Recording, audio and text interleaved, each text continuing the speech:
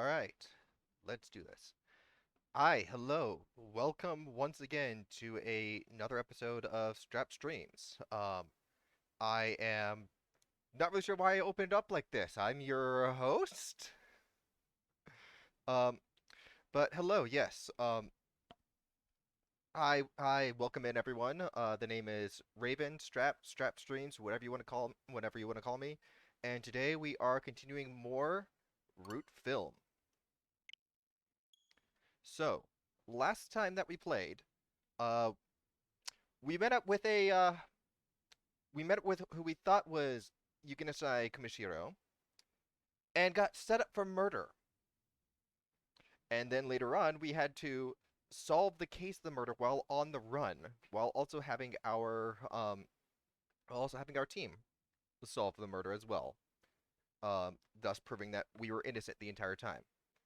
Um, and during that time, we ended up finding two rolls of film that were marked for 10 years ago on the project.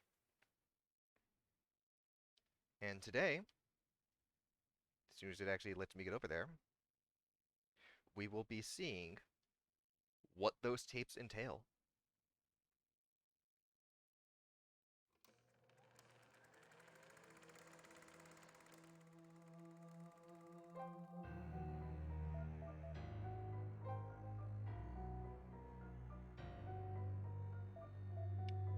So here we go with Riho, Part 1. Um, this will actually be different from the other ones, where I probably will not be going through both both sections all at once. Just because I've been forgetting to have certain meals. And so I've set my alarm to actually let me know when it's time to actually go to eat for those things. So we'll see how far we get with this. We might be doing part one of the lost tapes. We might be doing all of them.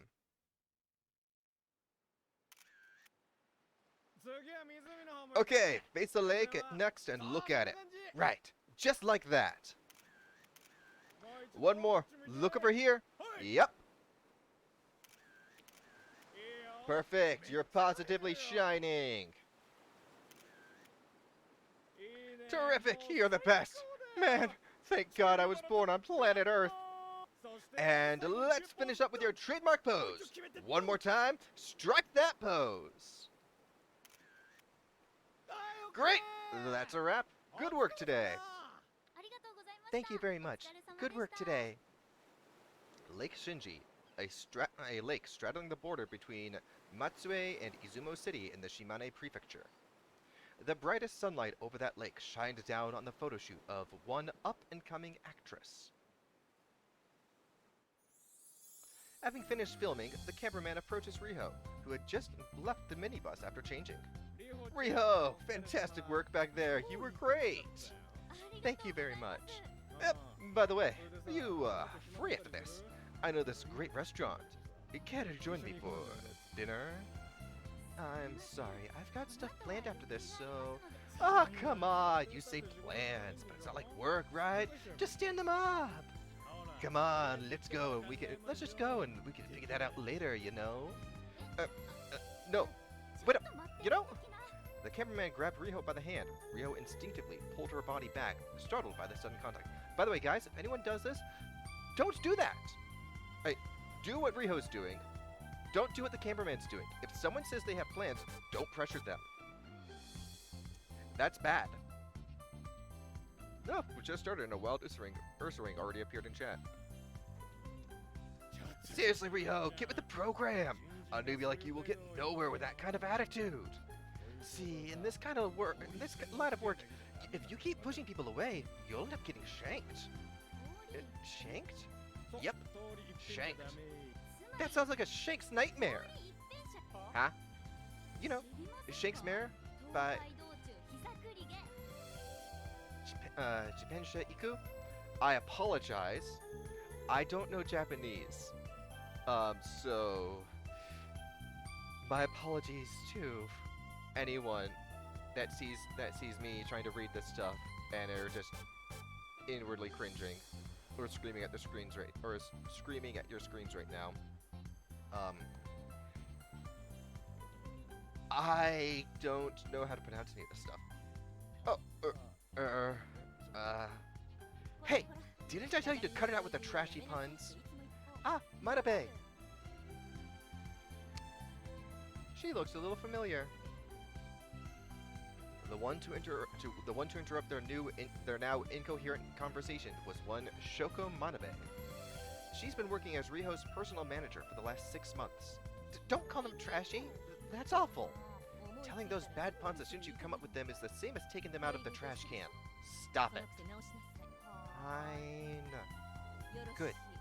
Incidentally, Manabe fixed her glasses and turned her gaze towards the cameraman next. I don't know why I fixed my own glasses as I was reading that, but oh well. It seemed to me like you were trying to string Riho along, even after she said no. But that was just my imagination, right? No. You were informed that this kind of conduct is not acceptable in our agency, yes? Also, I've taken the liberty of shooting videos of Riho on my camcorder to help her get used to the camera, and your talk back there is on film. That's not what happened? Not at all. You got the wrong idea. It was, that. I'm afraid I haven't the foggiest clue what that is. Manabe's tone turned harsher, and as if in reverse proportion to her voice, the cameraman seemed to become smaller. It was an accident, an unintentional coincidence. Like, seriously, I'm sorry! The cameraman finally snapped under Manabe's pressure and took off.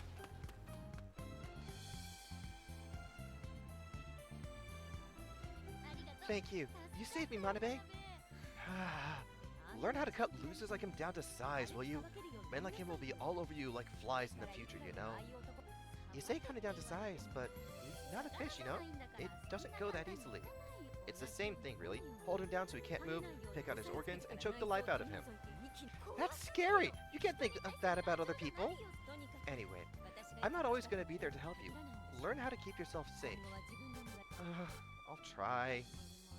Anyway, since your schedule for the day is done, let's check in at the hotel. But wait! I've actually promised to meet up with a friend that lives around here. We were classmates in high school, so I figured she could show me around. That's fine, but you should have told me that sooner. I have my own plans to consider too. Sorry, I'll be careful next time. We're meeting up right next to Miho's shrine.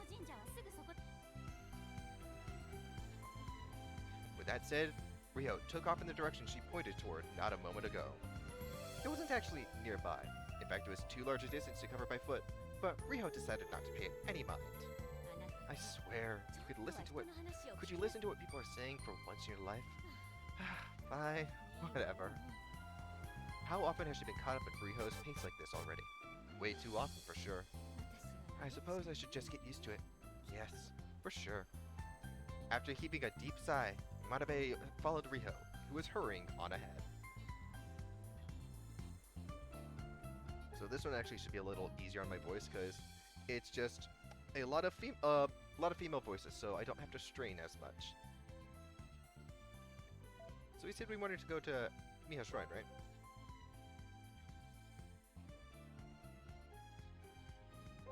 There's just a little funny thing at Lake Shinji, if we were to go back there. Miho Shrine, built in honor of Miho Tsuhime. Fuck me! Okay.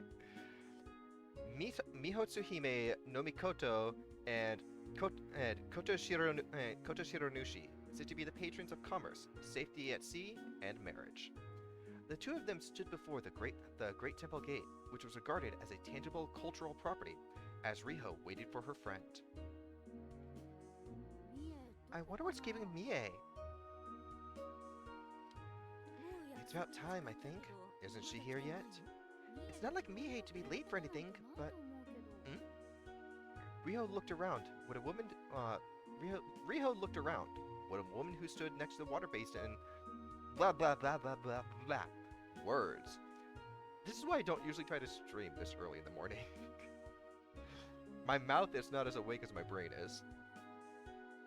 Riho looked around when a woman who stood next to the water basin for cleansing one's hands walked up to her with a smile. Riho, it's been forever! Hmm? Huh? Wait, is that you, Mie? It is, isn't it? That's right! Gosh, you've become so pretty. I couldn't tell it was you at first. You too. You look so mature, and you're so much taller now. Just a bit. The two rejoiced over their reunion for a while, holding hands and hopping about happily. After calming down, Riho turned around to face Manabe. Let me introduce you. This is my classmate from high school, Mie Aoto. This is my current manager, Manabe. I'm Mie Aoto. Nice to meet you. Shoko Manabe. A pleasure.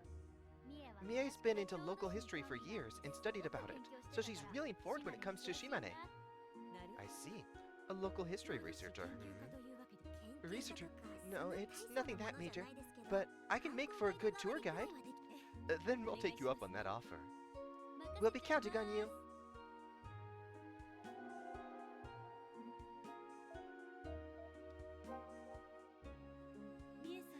Do you attend the local college here, Mie? Yes, I'm a third year at Shimane Central University.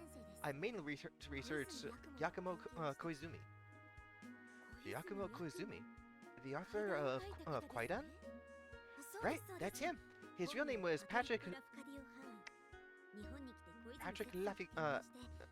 Lafcadio Heron. He married Setsu Koizumi after moving to Japan and lived in Matsue. There are no records of that Yakuzo Koizumi visited the Riho Shrine. Oh, there are records. Sorry, I'm just a little excited. I see. Hey, is there anything else? I'm sure there's plenty more you can tell me about this shrine. Well, remember how I told you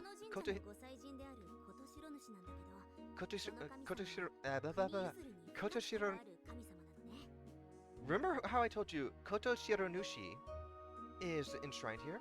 Well, he's an important deity for the transfer of the land myth. Transfer of the land? Put simply, it's a story of how Koto Shironushi and his father, Okininushi, were defeated in battle and gave up Izumo to the heavenly gods. After losing a battle, Koto Shironushi flipped over his boat, which floated on the ocean, and hid behind it. I get it.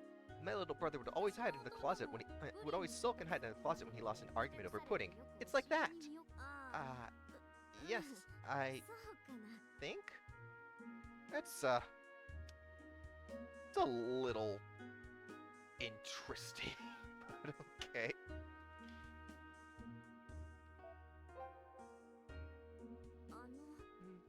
Manabe, you're Riho's manager, right? What's Riho like when she's working? She's been getting good feedback from every place she's worked in. She does snore when she falls asleep during breaks, but... Hey! Stop that! Don't tell her things she doesn't need to know! You're very intellectual and educated, Mie. I wish Riho could take a page out of your book. Hey! I studied acting! I'm telling you to read a little and broaden your horizons. Even comedy actors that act dumb are pretty smart nowadays. Playing dumb to get laughs and generate a sense of superiority in the host and the crowd takes a very delicate balance. Well, don't you worry. I've read lots of mystery novels. I've read everything from classics like Holmes and Poirot to the recent thrillers. Yeah, you were always big into mystery novels. Mystery novels, huh? Not as refined or educating as I'd like, but at least you're reading something. So, Mie, what's this shrine all about? Miho Shrine celebrates Mihotsu Hime no Mikoto and Koto Shironushi. Apparently, it already existed by year 5 of the Tenpyu period. But they found traces of the more recent rituals here. Of more ancient rituals here. Sorry. Again, I'm excited to be here. So it might have been a holy ground for even longer than that. Sorry. So it might have been a holy ground for even longer than that. Year 5 of the Tenpyu period? That would be 733 AD in the Gregorian calendar. That's over 1,000 years ago. This shrine has much more history to it than I can even imagine. That said, the main temple was actually lost to the Mihonoseki fire, The structure we see now was rebuilt in the early Edo period. The Hyoko...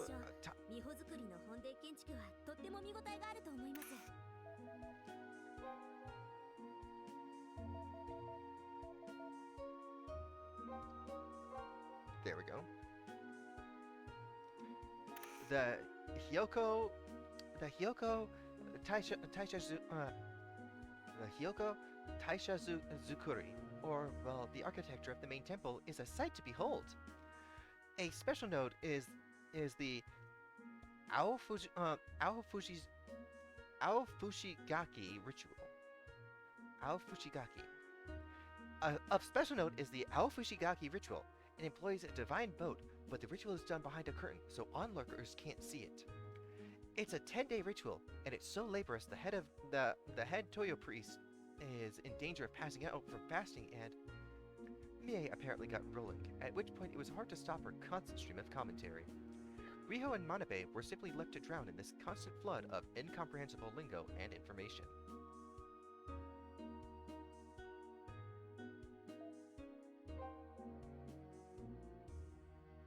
By the way, are you two planning on staying in Shimane tomorrow? Yes, we're planning on get a feel for Shimane's atmosphere for a show she's set to appear in. Yeah, those are words. We'd actually love for you to show us around tomorrow too. Sure thing. I'll have my schedule open tomorrow with that in mind. Then let's stay in the area for today, and tomorrow we can go to some of the further sites. Sounds good. Having an expert on the area like you is a huge help. Then, let's walk around the area for a bit longer.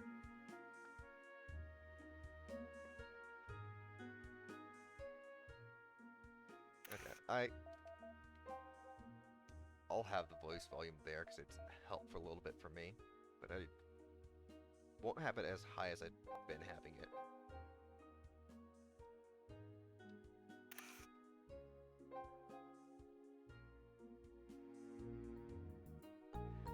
They soon arrived at Miho Inn, and Manabe swiftly finish their check-in procedures.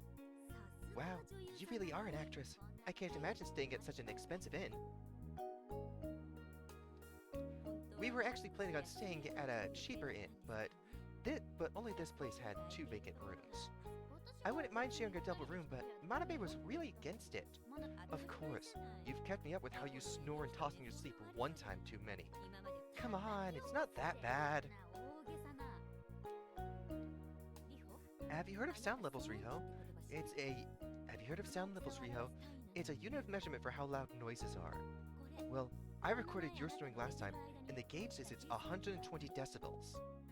Yeah? What about it? Well, that's the same volume as having a diesel engine humming right next to your ear. Diesel engine? I've actually been wondering if you're about to take off and fly into the sky with how loud you can be. I'm sorry? I'm really grateful for everything you do for me. Yeah. Feeling apologetic, Riho resolves to treat Manabe more gently and considerately.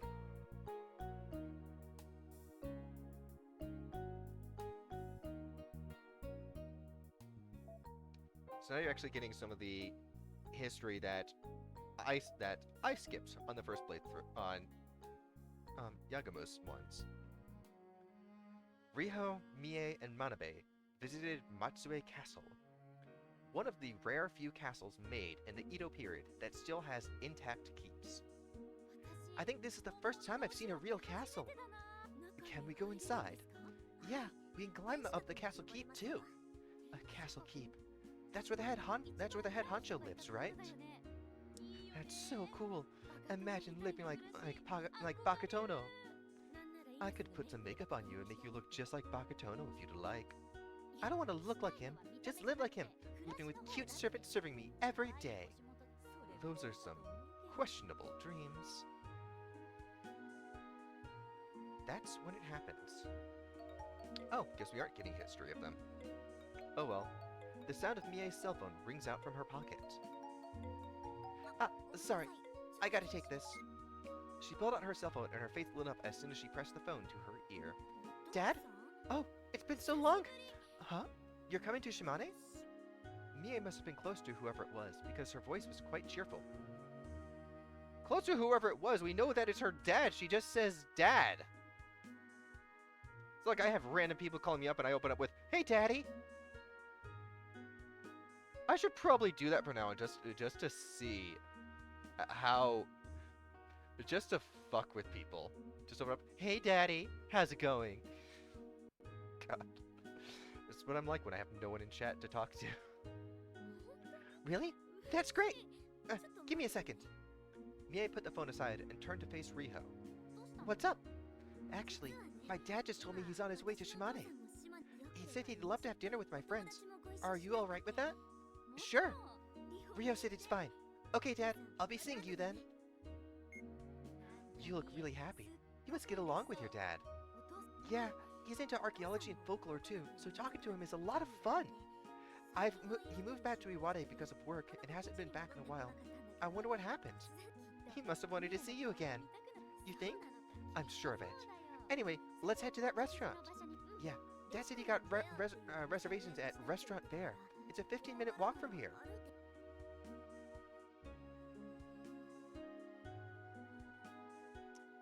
If I remember right, this one was actually kind of quick, so we might actually get through all of it. Who knows? We'll see. There were already a few groups sitting at the restaurant, chatting and laughing carefully. Riho's group was led to a table for four, where they took a seat. Looks like this place serves some original drinks. And it looks like they serve authentic Italian cuisine. I think we can expect some good food. Riho and Manabe said enthusiastically as they looked at the lavish menu. Mie, on the other hand, has been fidgeting nervously ever since they took a seat. Where are you, Dad? Say, Riho. Manabe whispered to Riho. Has Mie always been like that? Like what? How do I put it? It's like she's a bit too attached to her father. Manabe speaks awkwardly, staying as non-committal as possible. Mie's always been kind of a daddy's girl. I think she's just been kind of lonely since her dad started studying in Shimane's university. I see. That's a bit surprising. Women her age usually butt heads with their fathers. Yeah, I was like that too.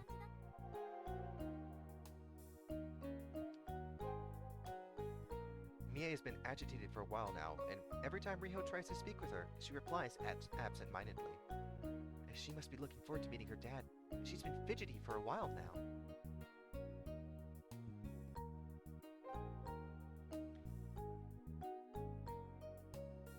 That was not the one I wanted to. That's not the one I wanted to do. I wanted to do you. You're really cool with waiting for people, huh? Well, you have to wait for people to show up pretty often during business talks. Yeah, it's like when a man keeps girls waiting in a date. It's nothing like that. If anything, I keep the men waiting. Let's just leave it at that, okay? Huh. No. I keep rushing it. A young woman is seated all on her own at one of the other tables. She's likely waiting for someone too, because she keeps looking at her wristwatch nervously.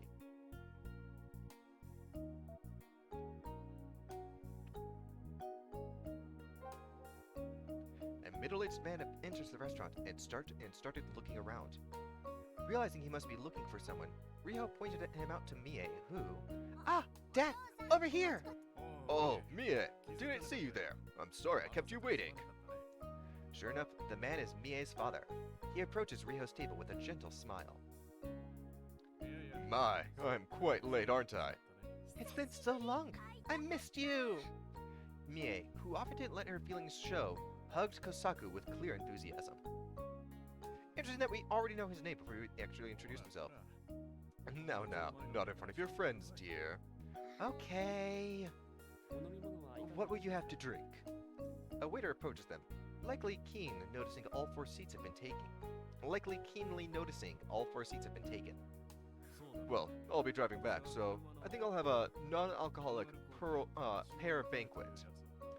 Our menu for the main dishes is right here. I think I'll have the rotisserie chicken. What about you three? I'll have this cocktail, and my main dish will be...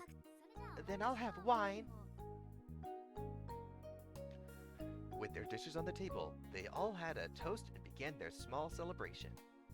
Anyway, good evening. I'm Mie's father. Thank you for keeping my daughter company. Nice to meet you. I'm Riho, and this here's my manager, Manabe. Manabe bows her head. A manager? Are you an idol or something of the sort? She's not an idol, but she is an actress. They'll be shooting a show here in Shimane soon. My, that's incredible. Maybe I should ask you for an autograph while I have the chance. Yeah, I figured I'd bring some paper for her to sign on later. An autograph. I'm gonna blush here. After a few minutes of bantering, the waiter arrives with their drinks. Kosaku started their modest banquet with a toast.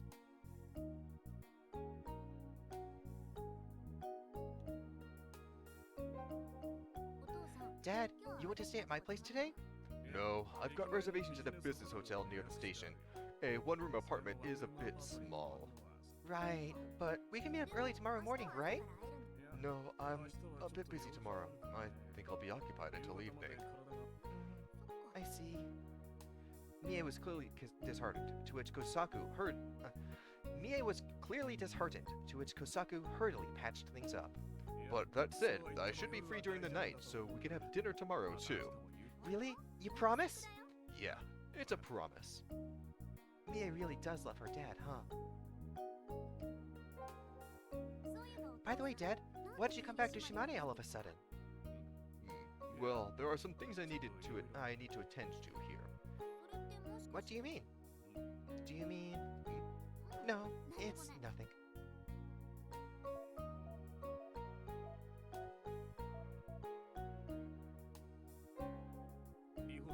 My daughter told me a lot about you, Riho. She talked about you just about every day. Dad, that's embarrassing.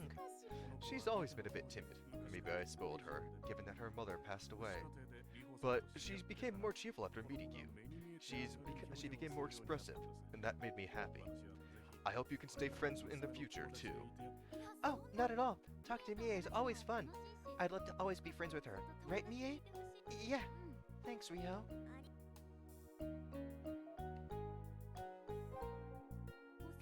Do you have work here in Shimane, Kosaku? No, just vacation. I wanted to see my daughter, and there's some bothersome business, too. Bothersome business, you say? Huh? Oh, don't worry. It's nothing all that major, actually. The pleasant conversation is disturbed by the sudden sound of a ringtone. As Kosaku glances at his phone, his expression turns severe and he rises from his seat. My apologies. I have to take this. Yes. Yes. Right now? I see. No. Understood. I'll be right over.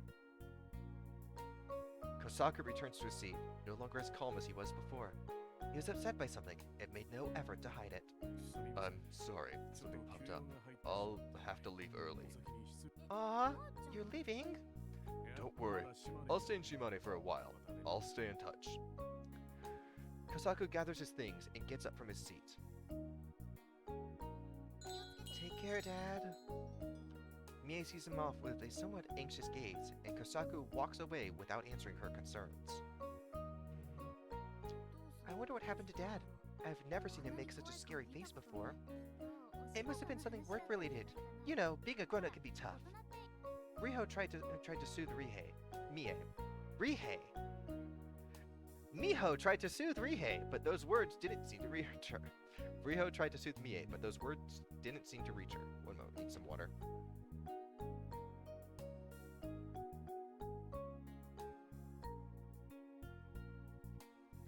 Alright, and good. Mic is back on. Let me actually move the OBS thing down so I can actually see the mic thing moving. Hey, can I have a second? A cry calls out to them from one of the other tables. Riho recognizes that person with a glance. It was the woman from one of the tables that kept the. It was the woman from one of the tables, the one that kept checking her watch. Huh? Yes? Can I help you?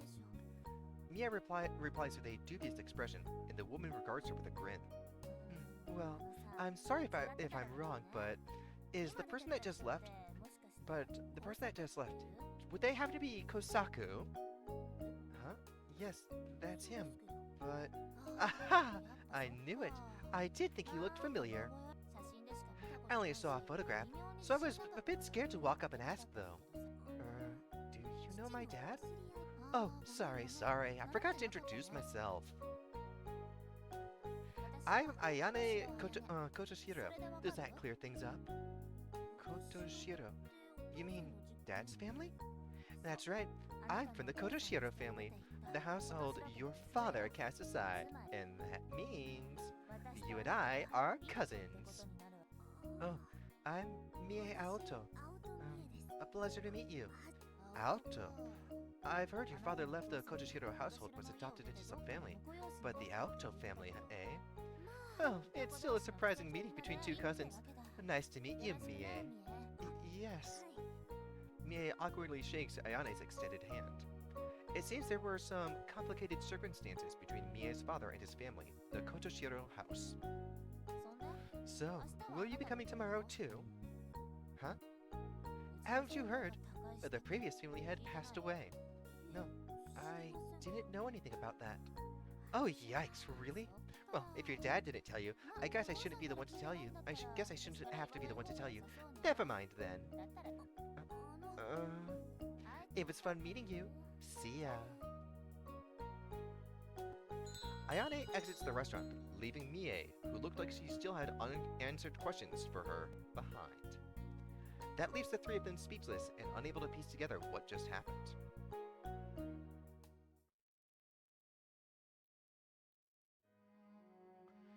Riho finished her dinner, after which she and Manabe part with Mie and stroll through Matsue. The chilly night breeze blows pleasantly against Riho's mildly flushed face. Ah, I'm stuffed. Good for you. Now then, star actress, do you have a few words for the camera? What? Right now? Riho puffed her cheeks as if bothered, but Manabe was already pointing the camcorder her way. The moment she switched on the camera, Riho switched gears and put on her expression as an actress. Let's go. 3, 2, 1, action! A reunion with a friend, pleasant tourism, and a brief dinner. But the omens of the tragedy to come were already there in plain sight. We would only come to notice them after it had all been resolved. Dun dun dun.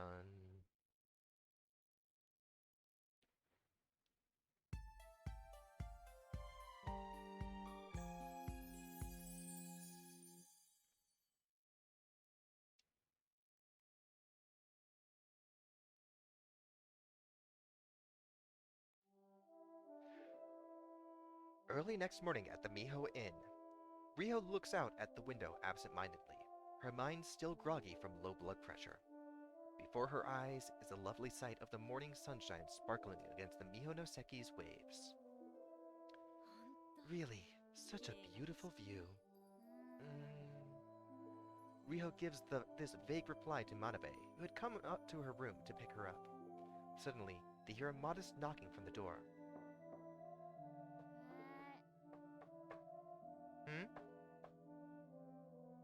Riho rubs her sleepy eyes and approaches the door with this nondescript sound.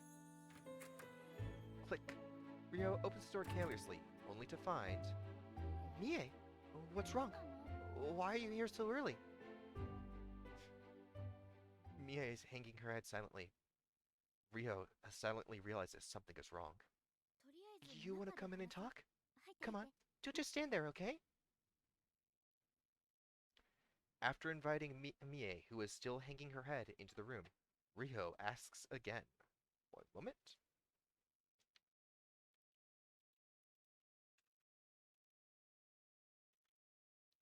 There we go. What brings you here this early in the morning? I can't get in touch with Dad. Ever since last night. After dinner, he wouldn't pick up. I thought it was kind of strange, but I kept calling him this morning, but he still wouldn't pick up. Oops. Did you try calling the hotel where your father is staying? I did. And they said he didn't come back yesterday. Dad's always diligent, and it's the first time he's ever gone off without calling. I'm worried. What if he got into some kind of accident? I see. If he hasn't been back to his hotel, it might be better if we contact the police. Is it though? He's a grown man, and he's only been gone for a day. Do you really think they'll pay us any attention? I don't know, but this isn't a situation we can handle on our own. It's possible he was caught up in some kind of accident after all. Riho contemplates Manabe's words, but just as she's about to part her lips to speak again... Ah! Mie takes out her phone, which is ringing and vibrating, and hurriedly presses it to her ear. She likely thinks it's a call from her father. Yes, this is Mie! Hello? Huh? The police? The Yasugi station? What? Dad is... No. It can't be. Mie's eyes were wide with shock. Realizing from her demeanor that something big happened, Riho immediately speaks up. Mie, keep it together. What happened? What happened to your dad? They said they found Dad's car at the bottom of Nakumi. What? Really hope I can get the teary stuff done right. It's been a while since I've actually done like actual tears in this. The Nakumi is a lake that spans Matsue and Yasugi City, all the way to the port town, that borders with the Tottori Prefecture. A patrol car arrives and takes Riho and her group to the wharf. There were already a few patrol cars parked there, and they could see the automobile being pulled out of the water. Excuse me, where were the Kosaku Aoto's family? Oh, I'm sorry. I'm sorry you had to come all the way out here. Are all three of you members of the family? No. I'm his daughter. The other two came here with me. I'm an actress from Tokyo, Riho. And I'm her manager, Manabe. Yes, understood. I'm Toshiro Manabe, from the Metropolitan Public Security Bureau.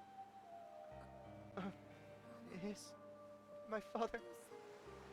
Manabe averts his gaze to one side. Could you look over there? I'm gonna try to get his voice consistent.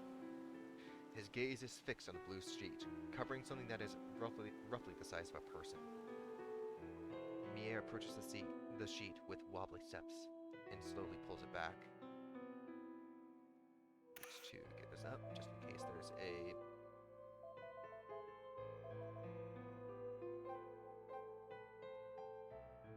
Just in case there's a scream, because I forget if there is. Her eyes open wide, and her hand stops in shock. A moment that feels as long as eternity passes by.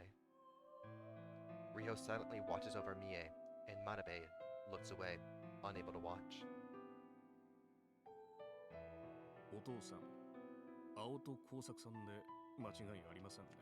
Okay, so there was no scream. Okay, I'll turn that back down.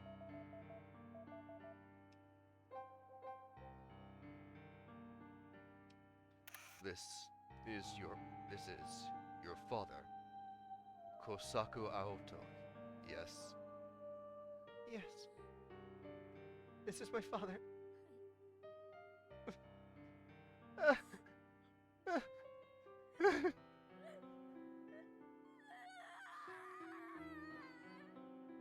I knew it was gonna be there.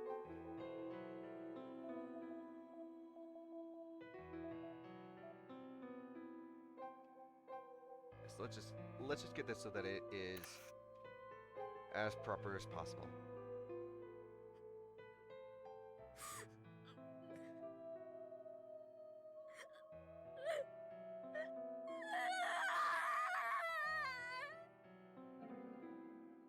This shout that borders on a scream gently shakes the waters of Nakumi.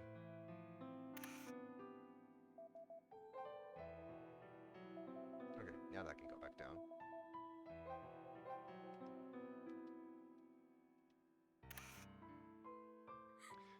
Dad! Why? Why?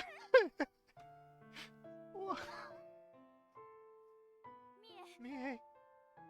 Riho hurries and catches Mie, who is about to crumble to her knees in her arms.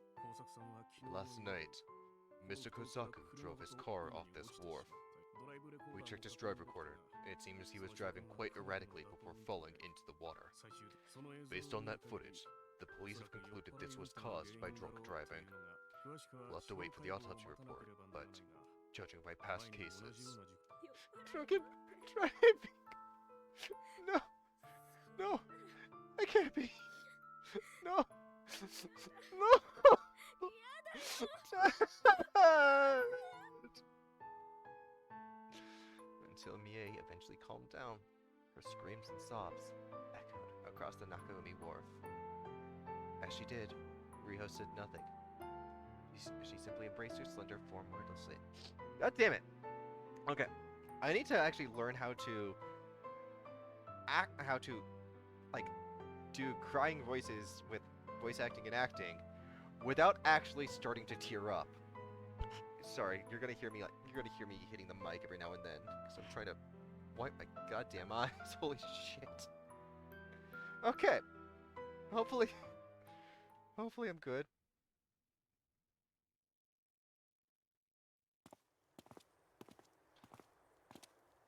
One hour later, Riho and Manabe take the weeping Mie back to her studio apartment and then head back to the Miho Inn with grave expressions. The two of them walk on wordlessly, but eventually, Riho stops in her tracks. Riho? Manabe, I really can't take this after all. Can't take this? What do you mean? It kind of pisses me off, and I can't stand it! Pisses you off? I understand, but there's nothing we can really do about this. I mean, the police are dead set on passing this whole case off as drunken driving. But Mie said Kosaku isn't someone to do that, and I'm going to believe her. And you remember the call he got during dinner? Yes. We don't know who called him, but whoever that was, Kosaku started acting differently after that call. Right. Then he left in a hurry, and that means someone must have called him over. And whoever it was, Kosaku didn't want to see them. Something must have happened when they met. Which means... I want to look into this case. If nothing else, for Mie's sake. I had a feeling this is where we'd end up. Shouldn't I? Would you listen to me if I said no? I might as well clear up your schedule for this trip and let you look into things until you're satisfied. Yeah, but you don't have to come along with me. That isn't going to fly. I can't let a girl as reckless as you run around into danger alone. I'll follow this through with you as your manager.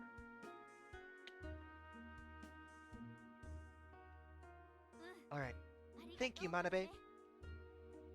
Riho bows happily, and Manabe simply cracks a sardonic smile.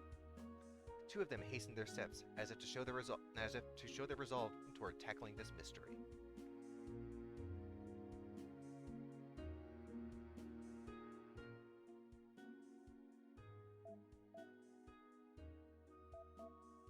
So I really wanted to call this found footage and freak accidents, but I couldn't. The police's investigation of the Nakaomi docks is still ongoing. The autopsy likely hadn't been done yet, since the body was still covered by the blue sheet.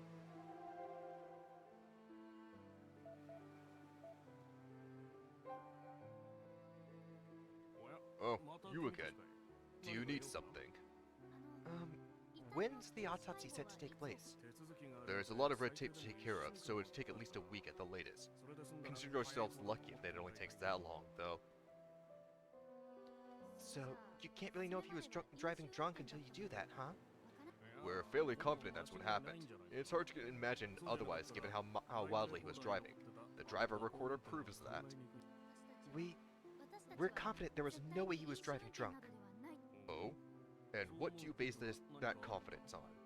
His daughter, Mie, insists that Kosaku wasn't a person who would do that, so I believe her. I see. If it's just to figure out if he was drunk, we don't need an autopsy. We just need to check his blood alcohol level. We can do that today. We already collected blood samples from the body and asked forensics to run a test. Really? Hey, Sabine, how are you doing? Yes, I just hope the result doesn't end up causing any more heartbreak to his daughter, Mie. Or to you. Okay, God, I need to get my best Karen voice on for this. Hey, who's that person over there?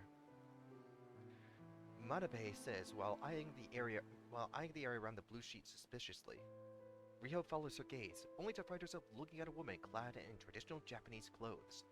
She looked quite out of place. As the woman walked away from the blue sheet briskly,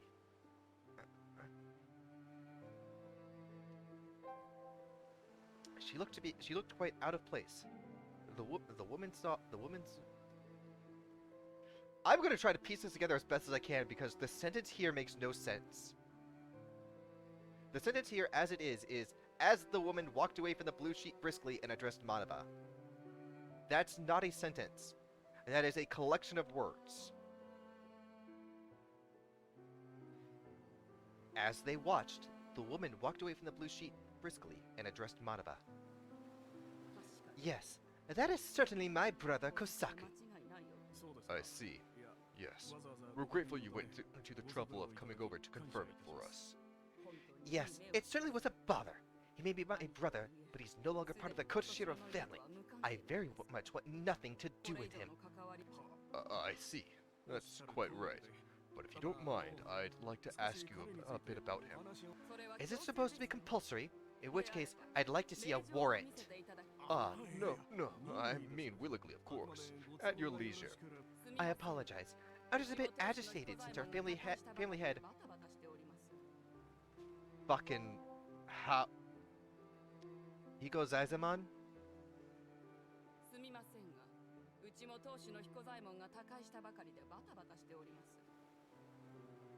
Hiko Zaimon. I apologize. I'm just a bit agitated since our family head, Hiko Zaimon, passed away. But I have a meeting later today regarding the funeral at Fumane, so I'll have to decline. I see. Some other time then. Thank you for your cooperation. Manabe saluted as the woman walked off, paying him no heed. Okay, I have to ask. For the people that played this on the PlayStation, are the grammar errors there too? Or is that just for the Switch port?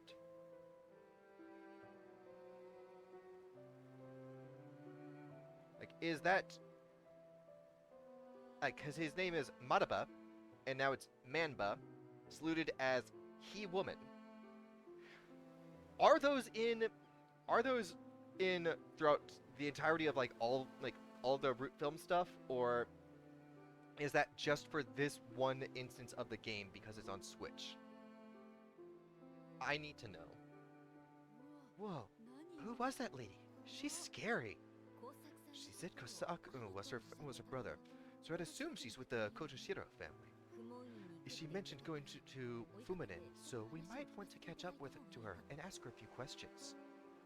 I'm no good with old ladies like her. I feel like she'll just get mad at us if we walk up to her. Weren't you going to look into this for Mie? Well, yeah, but...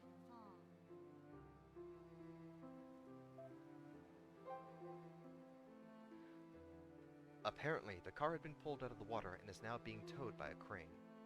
There's seaweed coiled around the car's frame, which had apparently clung to the car underwater.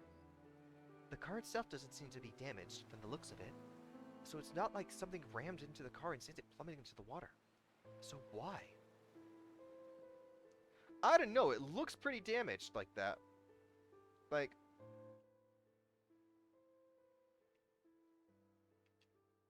there's damage to the back, and there's damage to the front. And it could just be artistic, but that looks like damage to the side as well. But I'm going to say that that's artistic, at least. But at the very least, you can see there's damage to the front, and the back is banged up. So, it looks like it could have been rammed from the back, but even though I know that's not the case. Hey, there's something I'd like you to confirm. Have you pinpointed the time the car had sunk? Yes, the drive recorder was unharmed, thankfully. He reached this wharf at roughly 8:40 p.m. and parked the car for a while, probably wanting to breathe some night air or something. After that, at 9:30 p.m., he started the car again and suddenly started driving erratically before eventually driving himself off the wharf. As soon as Manba says that, Riho feels the view before her eyes distort as his words act out in her mind's eye. Riho knew this feeling. I'm already not good at saying this word, and like, still early, still waking up. Okay, let's see if some water will help. Synesthesia. God, my mouth feels so dry. A unique sensation she and her family experience at times. This sensation, these words, I have to remember them.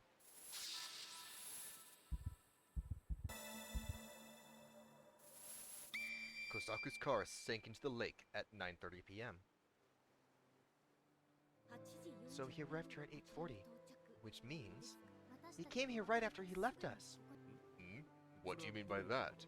Were you with him shortly before the incident happened? Yes, actually. Oh, I see. So he drank while he was dining with you and came here because someone called him over. The car was likely parked between 8:40 and 9:30 because he was speaking to whoever called him. That's an almost hour-long conversation. He drank while dining with us? Did he, though? Kosaku ordered a drink, but I don't exactly remember which one. Well, no matter. Thank you for this precious bit of information. The question of who called him is concerning, but if they spoke to him over the phone, we can just check the call history. Yeah, the question of who he met with feels important. Kosaku really did act strange back then.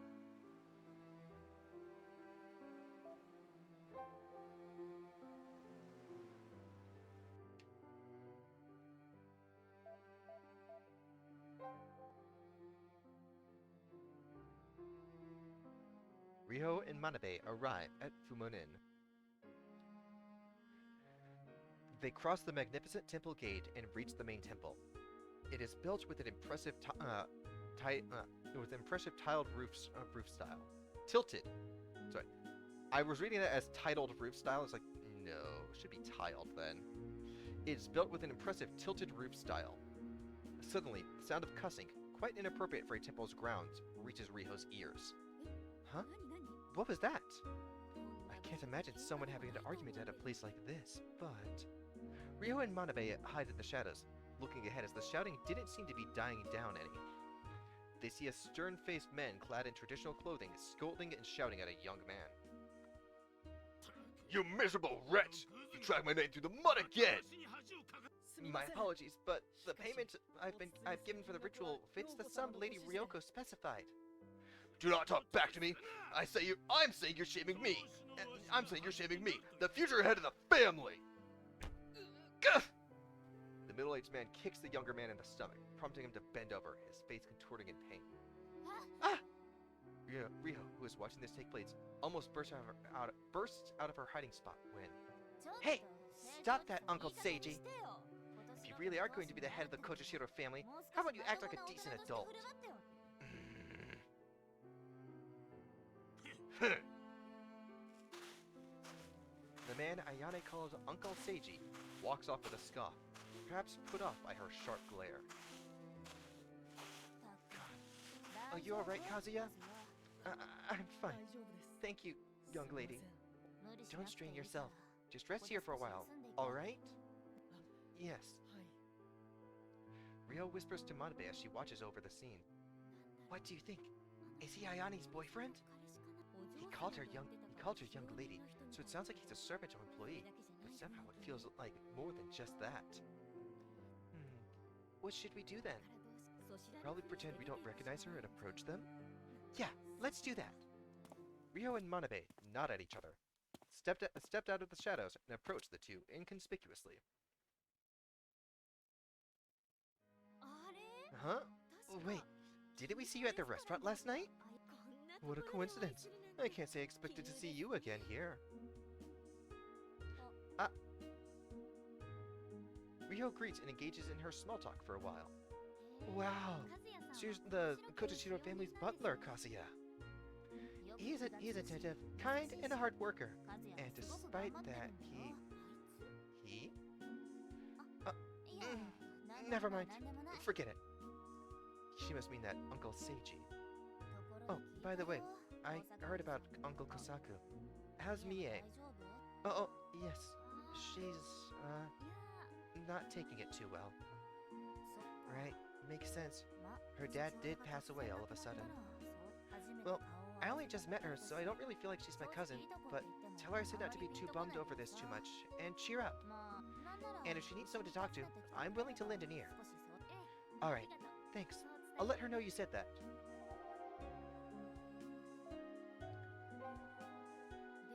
But wow, seeing a butler is unusual nowadays, especially the fact that your family's been serving the Kotoshiros for generations. Well, that's mostly because the Kotoshiro house is a well-known family in Matsue. They were once a warrior clan sent to worship and be under the protection of Kotoshironushi. Texts dating back to the Kamakura period tell us as much.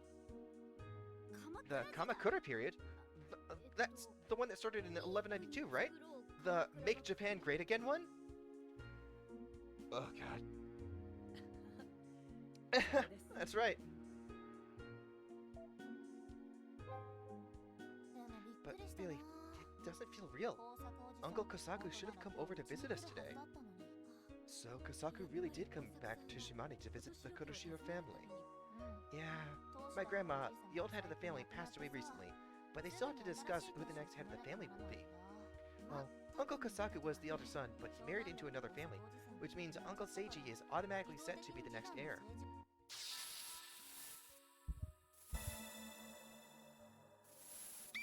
With the death of Kosaku, the eldest son, Seiji is set to be the next head. I see. Which means that Uncle Seiji has a good enough motive to kill Kosaku. By the way, what are you two doing here? Oh, we came over to talk to Ryoko. Huh? How do you know my mom? She was called to the scene to identify Kosaku's body, and we met her there. Oh, so that's what happened. So you wouldn't ask her if she knows anything about why Uncle Kosaku died, huh? Yeah, something like that. She said she'd be going back to Fumanin back then. Then you're a little too late. She just went back home. If you really want to talk to her, stop by my house. It's not too far from here. I think we will. Can you give us the address? Sure, it's... Riho writes down the address Ayane gives her.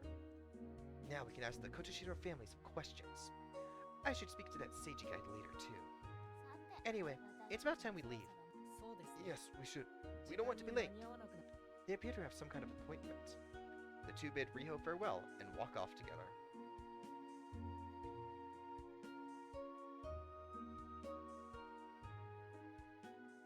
I also want to... Like, we were given that, but I also want to go by the restaurant too. See if we can get any information. They go back to Restaurant Bear, where they dine with Kosaku the night prior. Is there something here, Riho? Yeah, I mean, I don't know if she's related to this, but I want to ask about Ayane. What about her? Well, Mie and Ayane are cousins, so that means Ayane is Kosaku's niece, right? And before she left, she asked Mie if she'll be coming tomorrow too. So I figured that might mean Kosaku was supposed to visit his old family, the Kotoshiros. So you think Ayane, or rather, the Kotoshiro house has something to do with Kosaku's death? I think it's possible. If Kosaku returned to Shimane to visit the Kotoshiros, it feels a bit too comfortable for him to disappear right before he sees them. So I want to look a bit deeper into the Kotoshiro family. Yes, I see where you're coming from. Sorry, I've got like cotton mouth right now. Oh, wow. You really did read a whole lot of mystery novels, didn't you? I'm surprised by your detective skills.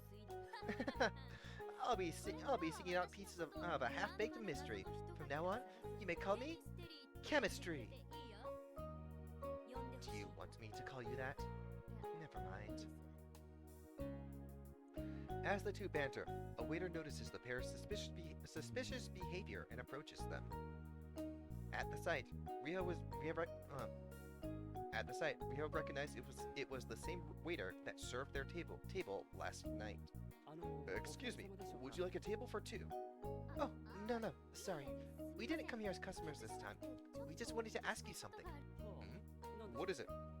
Actually, we had dinner here last night. Do you recall a woman that sat in the table over there? Yes, I believe it was Miss Ayane Kotoshiro. That family are regulars of ours, so I have to know her. Right? That's good. Well, apparently she was supposed to meet someone, but they didn't show up. So we were asked to deliver something to that someone, but his name just slipped my mind. Do you remember who she was supposed to meet? I believe it was one Mr. Kazuya Mikata. He's an employee of the Kotoshiro family. Kazuya Makita, sorry. I'm a little bad with names. The reservation was on his name, so I'm pretty sure it was him. Oh, right! Kazuya Makita. That was his name. Thank you. Riho gets the name of the person Ayane was supposed to meet with. After thanking the waiter a few times, the two leave the restaurant. Whew, I'm surprised you were able to make that up. Oh, come on. At least we know who she was waiting for. But I'm surprised. It looked like she was waiting for her boyfriend, but it was actually her family's employee. The relationship between them is curious for sure. Also, sorry, there's not a whole lot of variation between the voices here because this entire bit is mostly just female cast. And I kind of have 2, maybe 3 female voices. Yeah, there's a chance that employee was the person called Kosaku too. Right. Let's look into this a bit deeper. Chemistry. Ugh. What's wrong? Let her up and go. Chemistry. Sorry. Please forget about that.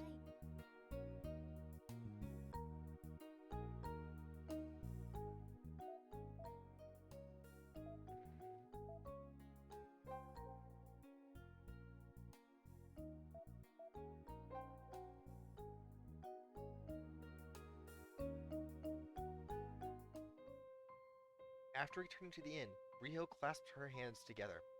I know. Manabe, when we were having dinner with Kosaku, your camera was running, right? Yes, I left it sitting on the table, but it was on. Then that's it. If we check the footage, we'll be able to see if Kosaku was drinking. You're right. Let's check it out. Manabe hurriedly takes out her camcorder and puts the SD card with yesterday's data in it. She then searches through the screen for a while before finding the point where the dinner party started. Ready? I'm hitting play. My, I'm quite late, aren't I? It's been so long! I missed you! No, not in front of your friends, dear. Okay. What will you have to drink? Well, I'll be driving back, so I think I'll have a non-alcoholic pear banquet.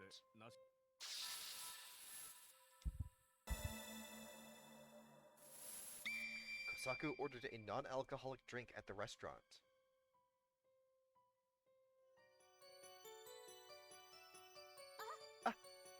He said it clearly.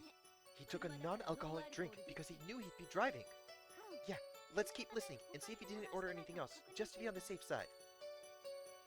Right. We kept looking until Kosaku left, but he only had more of the same drink. He didn't drink any alcohol. Right. Mia's dad wasn't the kind of person to drive drunk after all.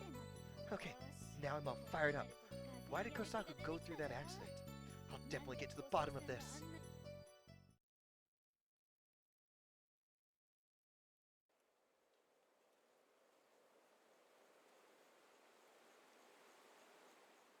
Can I talk to the police about this again? Wait, no. Lake Shinji is not where I wanted to go. Oh, we're gonna get that bit that we missed before. Riho stands at the banks of Lake Shinji, gazing at the serene lake's surface. Mia's tragic, tearful expression. the way Kosaku lay limply in the pallor of his skin. They flashed back and forth, intermittently, in Riho's mind. No good. I can't gather my thoughts. At times like these, she was better off acting rather than thinking. Riho knew this from experience, and so she decided to stop thinking about it, and instead decided to set off. Okay, good, we didn't get that bit. So if you go back to the lake before all of this happens, you run back into the cameraman. The pier. Can we bring this to the police right now? Is this something I can do? The wharf is full of police officers still investigating the scene. Beneath the clear sky and the serene coastline, the uniformed men are the only sign something wrong had taken place. The pleasant sunlight and cool wind breeze couldn't reach Riho now. Riho simply remains silent and gazes at Kosaku's corpse, covered by the blue street. Okay, so Manba was not there, or Manabe. Whichever one is actually how his name is done.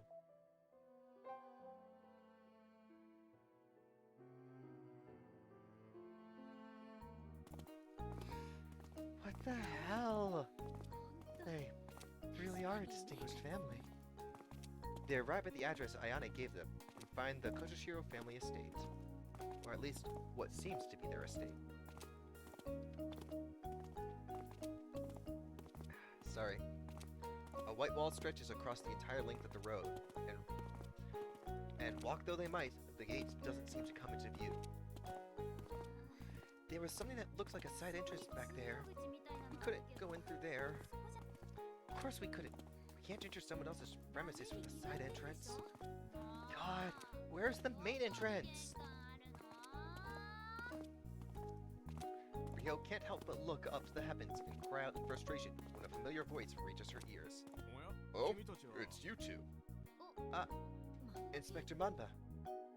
Okay, so I guess Manba was his thing, and Manaba was the misspelling. Okay, well, I stand corrected. You girls sure had a rough time of it. Ayane's pleasant laughter spills over Riho and Manabe, who are absolutely dripped with sweat. 10 minutes later...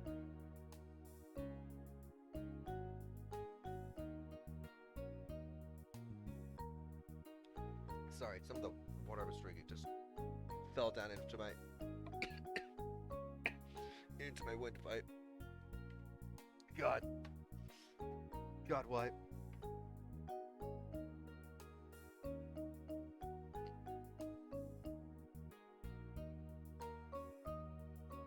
Apparently I had a phone call from someone, but they did not leave a message, so it must be a spam number. 10 minutes later, Riho and Manabe finally find the main gate, after which they are greeted and ushered in by Ayane.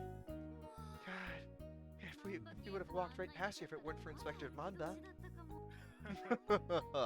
I had business here too, so it worked out well.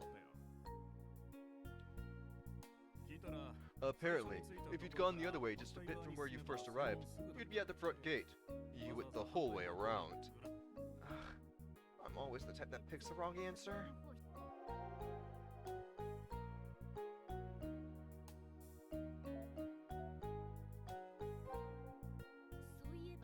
By the way, why did you come here for a health call, Inspector Manba? Why did you come here for a house call, Inspector Manba? Didn't you say this morning that your stance is that this case is an accident? About that, the results from Mr. Kosaku's blood test came from forensics.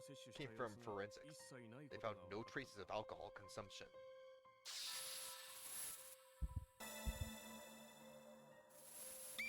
No traces of alcohol were discovered in Kosaku's blood. I knew it. Mie said so. Yes, in which case, we must investigate this as an incident. Of course, we're also investigating the possibility that this was an accident as well. So I came here to question the resident of this house. I see. If nothing else, the police admit that he wasn't driving drunk. That's great, Mie. Anyway, you wanted to talk to Mom, right? Yeah. And to Seiji, who's set to be the next come a bit sooner. The succession ritual's already started. Succession ritual? What's that exactly? The person who is off to be the next head shuts themselves off in a room and prays to Kotoshiro Nushi, like giving their regards. Can you hear it? This chanting? True enough, Riho can hear chanting echoing from the depths of the estate. Riho assumed it was a sutra, since the former head of the house since the former head of the family passed away, but it seems that it is not the case. Yes, the former head of the house family. God. Now that you mention it, yes, I've been hearing it ever since we came in. I think it's called the Ebisu chant, a ritual that's been going for generations when the family head changes. Don't think too hard about it. So, doing that ritual means you're officially acknowledged as the new family head? Yeah, Uncle Seiji's been refusing to eat eggs and chicken meat because of this ritual. Apparently, Kotoshiro Nushi hates those foods or something. He's been gung-ho about taking over the new head even before Uncle Kosaku, the eldest son, died.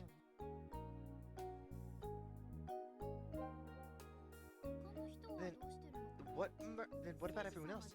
Seiji is busy with the ritual, so maybe we can just talk to Ryoko? You can't right now. Are the candidates for the position of family head or to stay in the antechamber until the ritual ends? I see. As assistant in the ritual, Kazuya has to be on standby near the seclusion room too. He must be bored stiff. It's a good thing you showed up. Anyway, the ritual should be over in less than an hour from now, so sit tight until then. Yeah. Guess we might as well wait for it to end.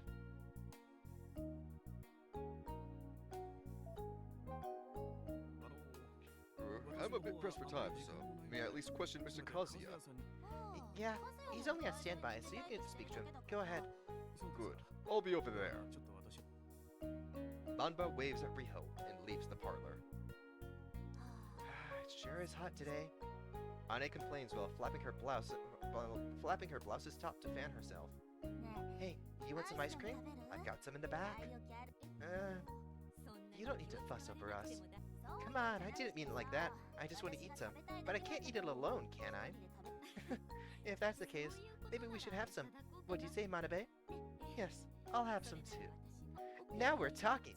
Give me a sec. I'll bring it over. Popsicles are the best. I didn't expect you to eat something so common.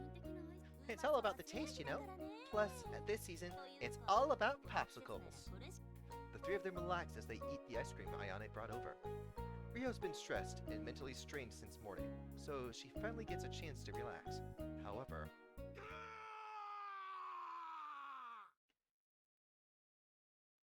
I really hope that got through, because I'm not turning the volume up and I'm not attempting that, because I'm still recovering from my throat. Don't know if you guys can hear how scratchy my voice is right now. Huh? A hoarse scream echoes through the estate, tearing the relaxing moment to shreds. Alright, here we are. It came from over here. From over there. That scream just now. Was that Seiji's voice?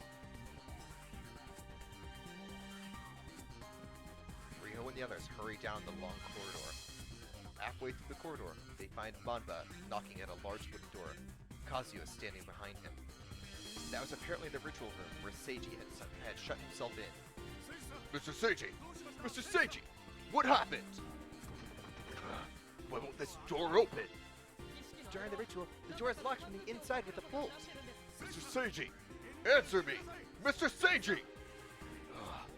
In that case, pulls out gun, shoots the doorknob like in an action movie.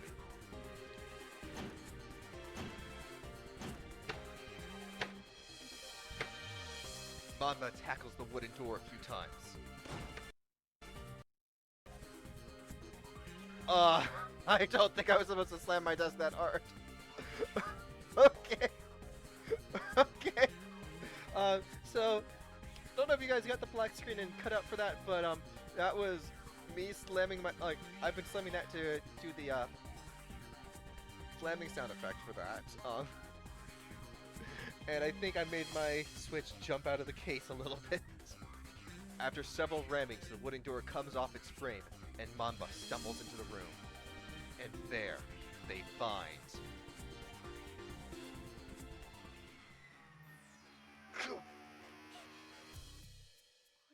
This is... Seiji is lying on the floor, face down, with an arrow pierced into his back. Below the wooden door Mamba rammed open is the crossbow that presumably shot the arrow. No good. He's dead. He's dead! Mamba places a hand on the nape of Seiji's neck and informs them with a severe expression. Looking down at him, Riho whispers to Manabe. Manabe, record this. Huh? Hurry! Yes! Manabe hurriedly takes out her camcorder and records the state of the room. Reflected in the viewfinder was Seiji's motionless form. Manabe could only tell that he had completely passed on.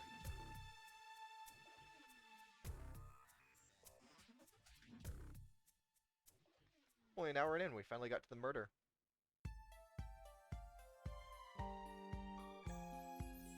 Yeah, so I will probably actually split these up into 2 parts, like I originally planned.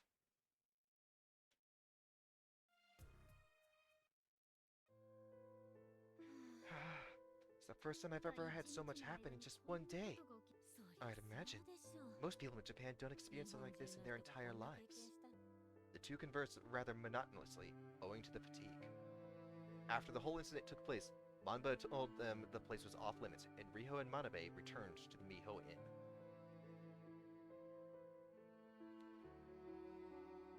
I guess this is a serial murder case. If nothing else, Seiji's death was definitely murder. The fact Kosaku didn't have any alcohol in his blood does make his death more suspect.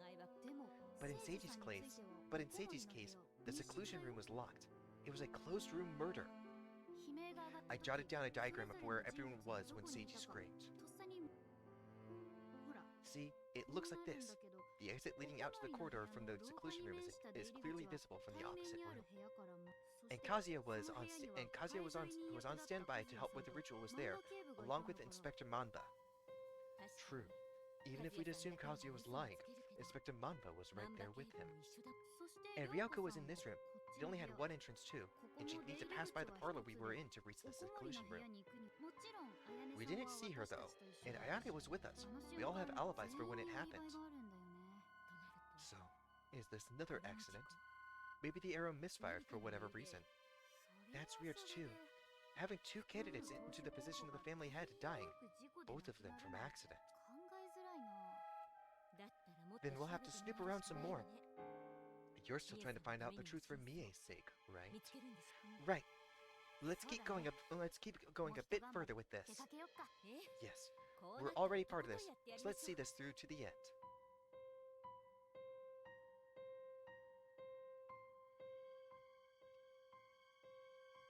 Alright.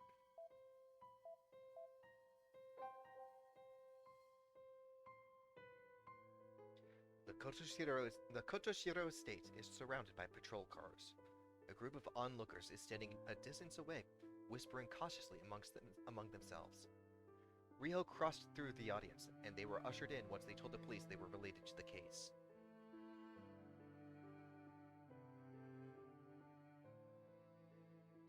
So, not really anything that will go on here, like we're basically told that we can't go through, I think. A number of officers are standing in front of the door to the seclusion room. The atmosphere feels quite flustered. Noticing Riho's approach, the officers blocked the way. Hey, we're still currently investigating the crime scene.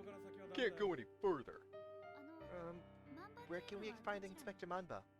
The inspector. He's checking the room. Either way, please clear out.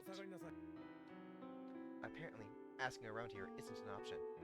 Riho and Manabe decide to go elsewhere without making a fuss.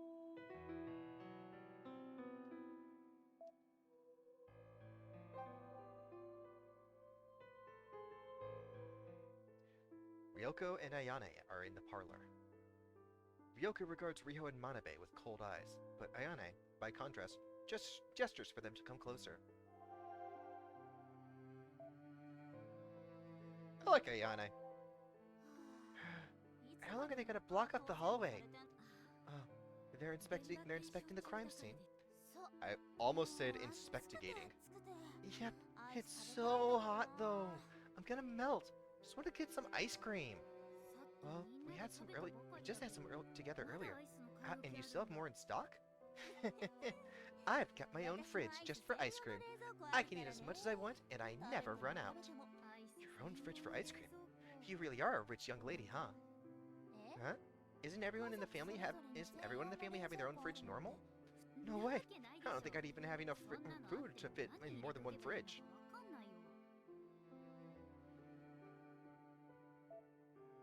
Hey, old bag.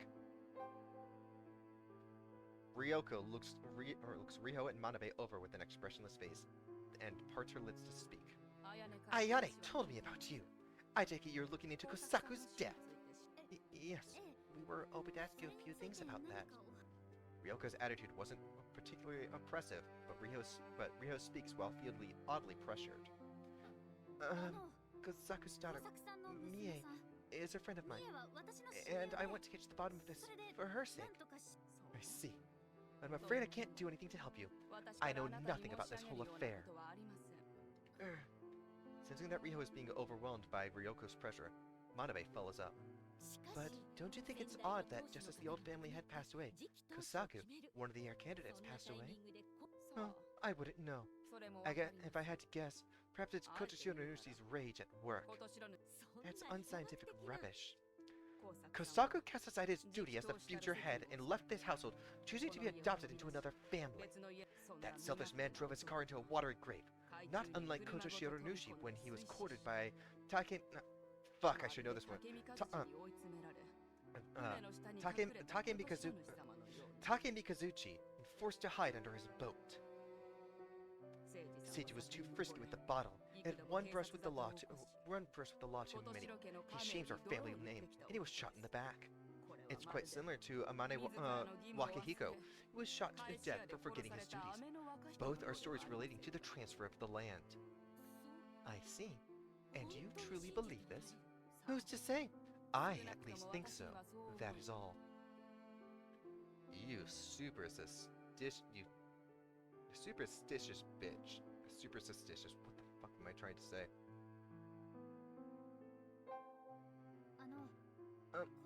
I heard Kosaku was supposed to come here today in order to discuss the matter of the inheritance. Is that true?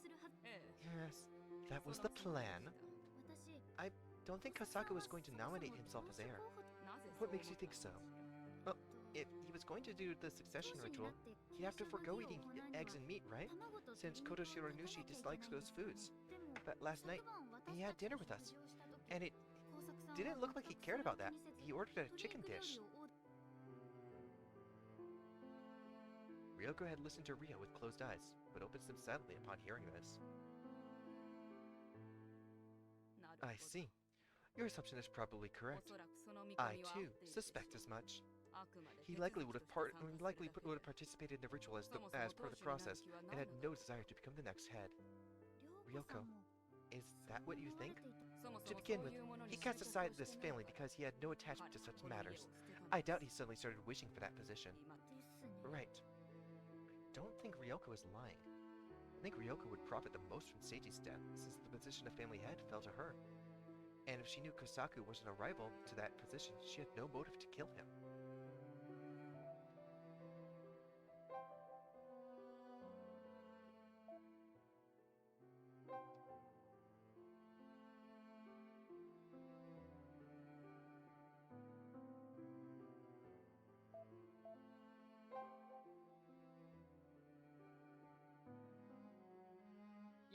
Oh, hello there. Kazuya approaches. Kazuya calls out to Riho as she and Manabe approach Fumanen. He was noticeably carrying a bundled-up cleaning cloth. Kazuya, how come you're not at the estate? I left with the inspector's approval. I'm here with Lady Ryoko. She's cleaning the Kotoshiro family graveyard. is she? Because we just were at the house and she's not, and she's over there. They should be holding the questioning in a bit, but given that I was with the inspector the whole time, they don't see me as a suspect. You must be relieved that Inspector Manabe can serve as a witness for you. Yes, to begin with, when we heard the screams, none of the people in the estate were near the room. It must have been an intruder, yes? Yes, that sounds possible. I hope so, yeah. Kazuya, just to make sure, but no one entered the room while Seiji was doing the ritual, right? I'm quite sure no one entered, yes. I was in the opposite room and my door was open. I had a clear view of the door to the seclusion room. So yes, I don't believe anyone entered the room. Plus, if anyone had passed through the corridor, Lady Ayane would have seen them. She did pass through there.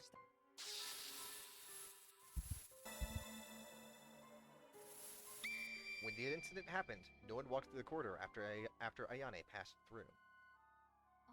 Ayane passed through the corridor when... Remember? When she was going to get us ice cream. Yeah, that's right. Yes, indeed.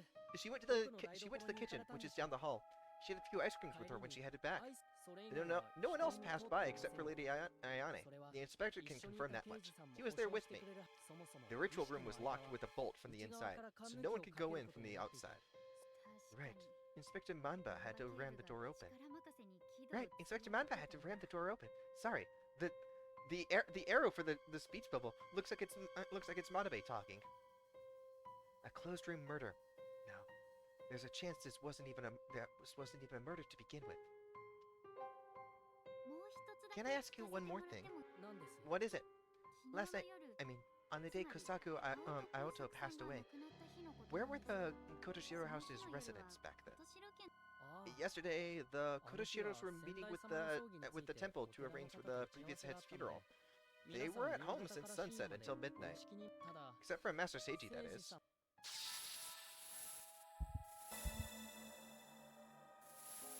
On the night Kosaku died, Seiji was the only member of the Kotoshiro family to be out of the estate. So Seiji wasn't at the estate. Oh, it's not out of the ordinary. He goes out to drink during the evenings. No one pays it much mind. I see. Riho. Maybe the person that called Kosaku was... Yeah. Out of the Kotoshiros, it has to be Seiji. So, Seiji was the sort to go out drinking at nights. Well, he's the kind that doesn't settle down without a drink. But as a servant, I'm in no position to comment on his habits. Oh my god. There we are.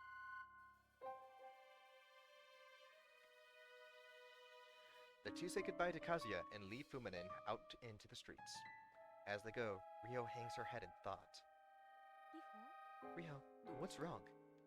Just a little something. I'm starting to think that this isn't a serial murder of succession rights.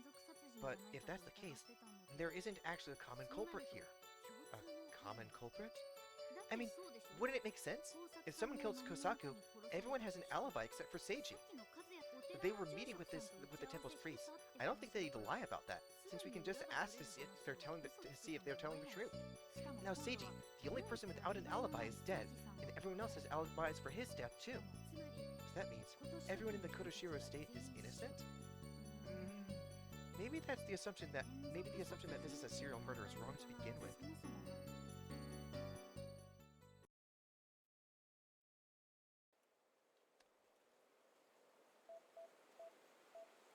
To Nakaumi Pier.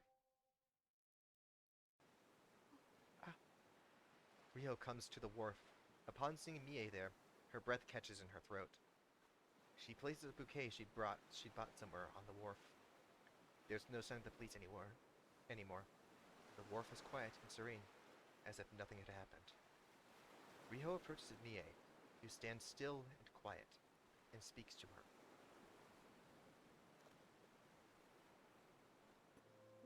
Mie, you should have rested in your room a bit longer. Yeah, I was thinking of doing that, but I couldn't sit still. Right. Mie, I've got just a little bit of good news. The police didn't find any alcohol in your father's blood. So it was just as you said.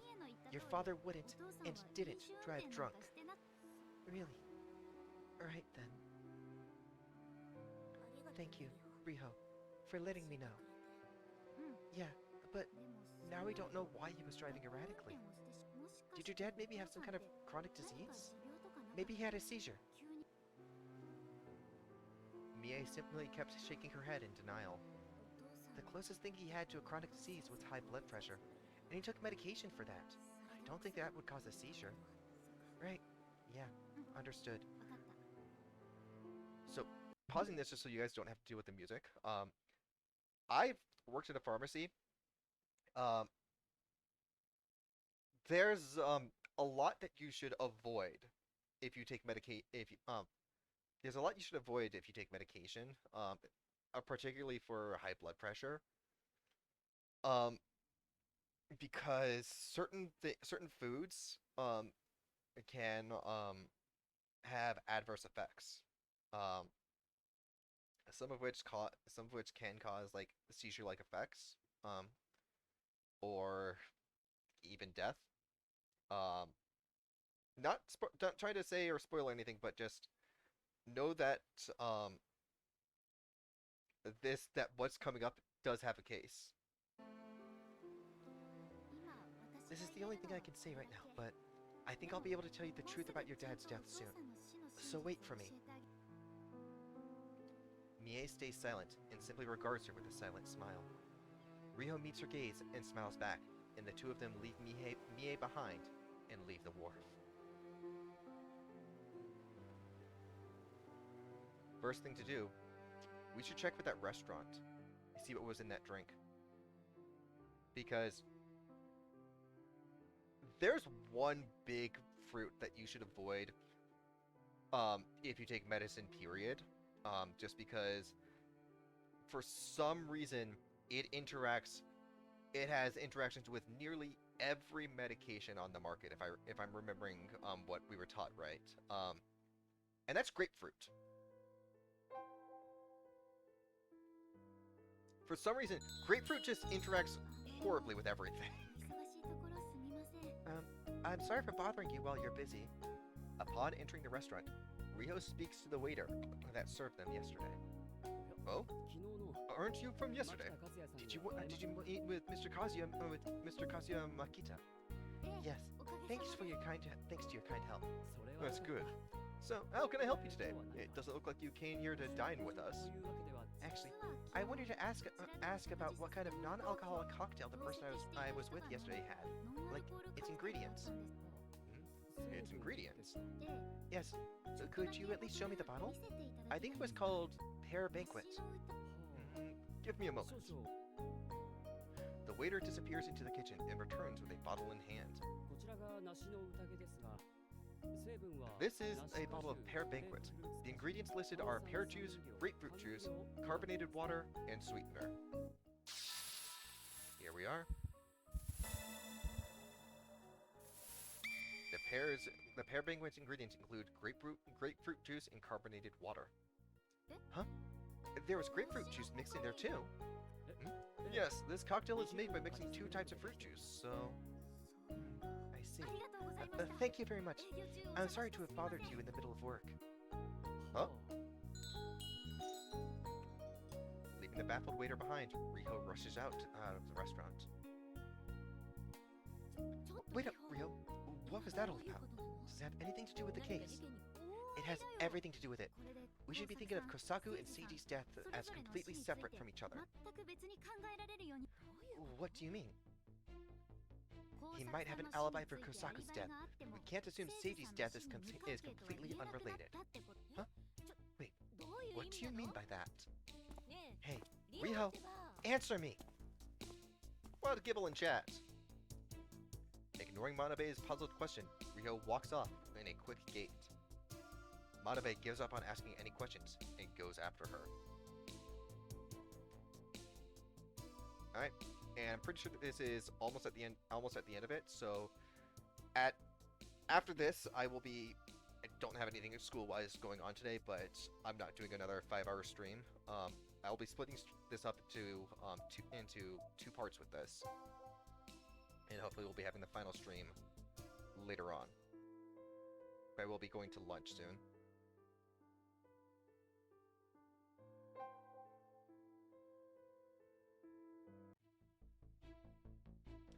number of officers is standing in front of the door to the seclusion room. The atmosphere feels quite flustered, almost as if we've already read that. They noticed Manba was inside. Inspector Manba, can I ask you a few things? Hmm? Oh, it's you. What is it? Could we see the crime scene, the seclusion room again? That's a bit of a tall order. Please, we won't touch anything in the room. We just want to look. Well, fine. I'll come with you then. Just make sure not to touch anything with your hands or move anything. Got it? Yes, understood. Cracking a smile at Riho's response, Manba leads the two into the seclusion room.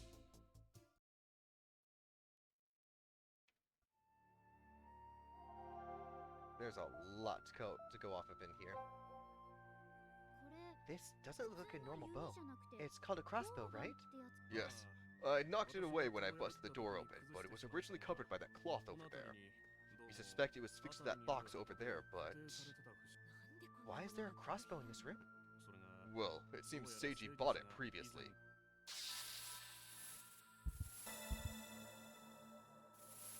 The crossbow was bought by Seiji. Huh? This belongs to Seiji himself? Yes. Apparently he bought it a few years ago and used it to shoot animals around the area. That's awful. He'd received fines from the police for breaking animal rights. Apparently, Miss Ryoko put the bow here, since this room isn't in use.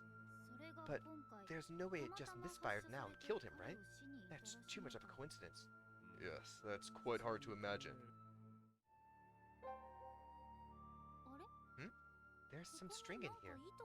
Riho whispers after looking closely at the crossbow. True enough, there's a string tied around the crossbow's trigger. It's severed some 4 inches along the length of string. What's this? There's traces of a pin being fixed in place by the string, but the details aren't clear yet. Still, it looked like it was rigged. Still, it looks like it's rigged, so once the string is severed, the crossbow will shoot. What? So, even if whoever did this isn't in the room, they could just sever the string and get Seiji's shot? That's a possibility, but the remaining string is only 4 inches in each direction, so you can't cut it without being in the room. And when we heard the scream, none of us were near the room.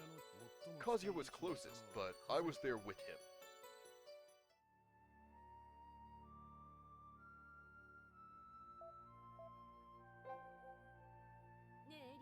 Hey, Riho, check this out.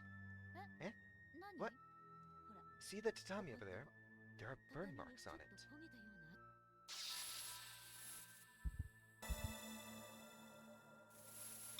There are faint burn marks on the tatami mat.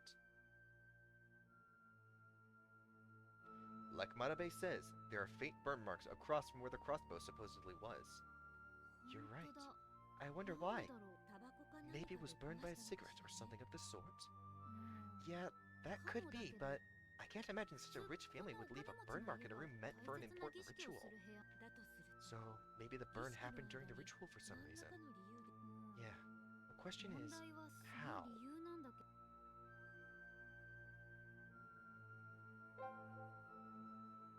The tatami didn't look new, but it did appear. The tatami mat didn't look new, but it did appear. But that only served to make the burn marks stand out all the more. Again, it feels like some of this was not finished, like some of the transcribing of this was not finished. This isn't a cigarette burn. Even if Seiji did smoke, he wouldn't do it here in the middle of a ritual.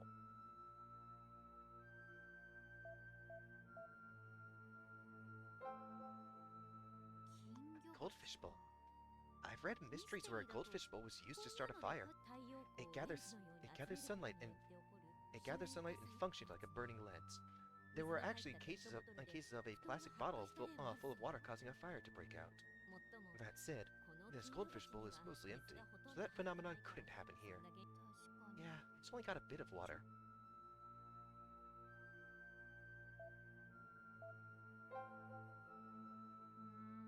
It's still bothering me. If this is a room for a ritual, why keep a goldfish tank in here? And an empty one at that? Riho crosses her arm in thought for a moment. Then the sights she'd seen flash through her mind.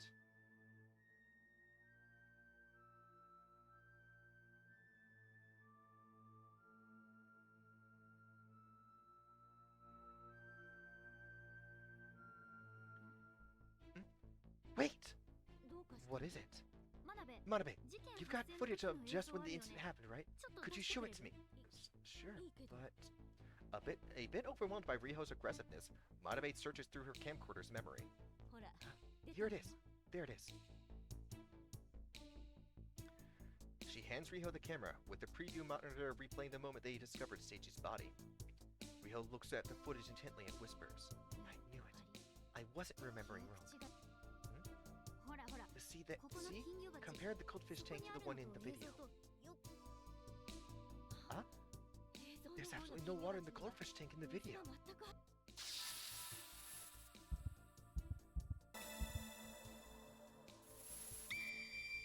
There's a bit of water in the goldfish tank. Right, but right now, there's a bit of water in the same tank. Inspector Manba, none of the officers put any water into this tank, right? Of course not. Preserving the crime scene is essential. None of us would do that. This might be a key to solving this mystery. I see. But what kind of key is it exactly? That's what we need to figure out next. You're pretty confident for how that's pretty undependable for how confident you are. It looked empty in the footage when we discovered Seiji's body, but now there's a bit of water in it. The police couldn't have done that. It's not like it rained. Where did that water come from then? Huh? There's a little window here. There's a small window along the wall. Peeking out, Riho discovers it leads out to the courtyard. Of course, it isn't large enough for a person to pass through. Hey, what if the crossbow was just a diversion, and someone shot Seiji through here? I doubt that. Given Seiji's position when we found him, hitting him in the back from there would be impossible. Right. Yeah, you're right. I guess this is everything that draws my attention. The burned mark on the tatami mat. The string set in the crossbow. That bit of water that appeared in the goldfish tank. All those facts were rotating in Riho's mind. There's something in this room that makes no sense, and that's the key to solving the mystery. And that thing is... it's... Ah! Manabe and Mamba both turn to Riho as she exclaims loudly. That's it! That's what it was! I solved the mystery. Inspector Mamba, can you gather all the people involved with this case here? Huh? Oh, what? Mamba is perplexed, but Riho simply regards him with a smile beaming with confidence. Alright. Riho Part 1. The Solution.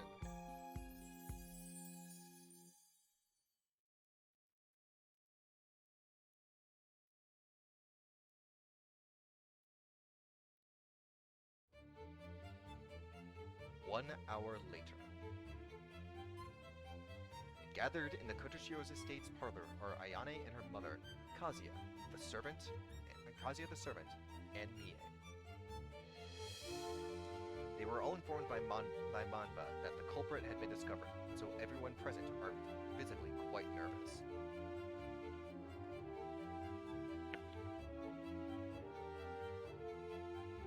I just wanna...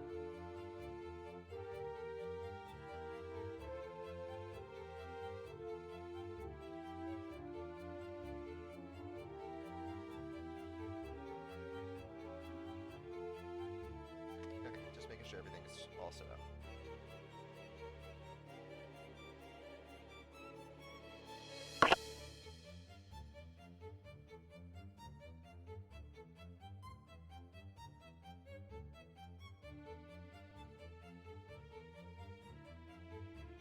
Yep, alright.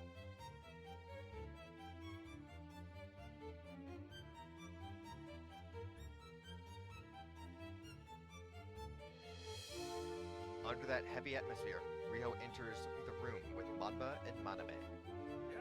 Greetings, everyone. Thank you for waiting. It seems everyone I've called is accounted for. Inspector Manba, you summoned us here saying the culprit has been discovered. So does this mean both Kosaku and Seiji were killed by someone? I believe Miss Riho here will explain that. Miss Riho, if you will. Right. At Manba's introduction, Riho takes a step forward. As she does, the room fills up with noise. Wait just a moment.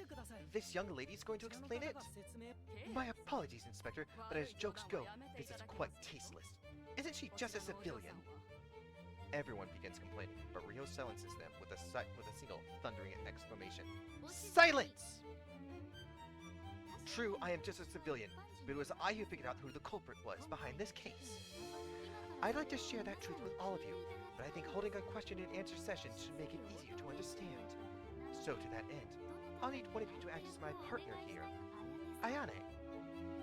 Ayane replies with an odd, somewhat squeaky voice at being named. Me? Yes, I'll start explaining my reasoning, so if anything doesn't make sense to you, I want you to call me out on it. I don't mind if you try to outright argue me down, alright? Fine, I guess, but it's really weird seeing you like this. Ayane moaned and complained, but steps up to the plate nonetheless. Seemingly satisfied, Riho takes a single deep breath and parts her lips to speak.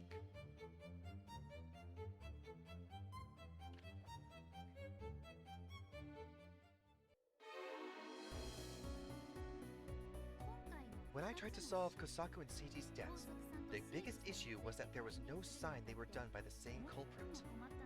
The only one that might have killed Kosaku that night was Seiji. Everyone else had alibis. Yeah, that's right. Mom, Kazuya, and I were in a meeting discussing the previous head's funeral. Yes, but the only person without an alibi, Seiji, died next. In which case, the two murders didn't have a common culprit. So I stopped thinking of this as a serial murder and tried to focus on Seiji's death. And, as a result, I figured out who killed Seiji. She'd already said this, but Riho once again points out that she found out who the culprit was. Everyone present exchanged doubtful glances. Among everyone, Ayane alone replies in her usual tone. I'm only arguing here because you told me to, but Uncle Seiji was in a closed room. How could he have been murdered? Well, the crossbow we found in that room had a string tied to its trigger. The string was fixed to the trigger and strained in such a way that if it were cut in a certain moment, it would fire an arrow. No, but no one was around the room when Uncle Seiji was shot. No one could have cut the string. No, the string wasn't directly cut by someone. It was cut using the power of nature, and there were traces proving that in the room. And that proof is... only the fact that there are faint burn marks on the tatami mat. The burn marks on the tatami. Huh? The tatami? Yes. Do you know what a burning lens is? It's when a mirror, water, or plastic bottle serve as a lens to reflect sunlight and cause a fire. And that's the culprit's trick this time. Hence the burn marks on the tatami mat. Wait, hold up. Wait a sec. There weren't any mirrors or plastic bottles in the room, so how? They used a certain object, and only one person could have set it up. In other words, whoever set it up was the culprit. Okay, but when and how did the culprit set it up? It's still a closed room, you know? Well, that was...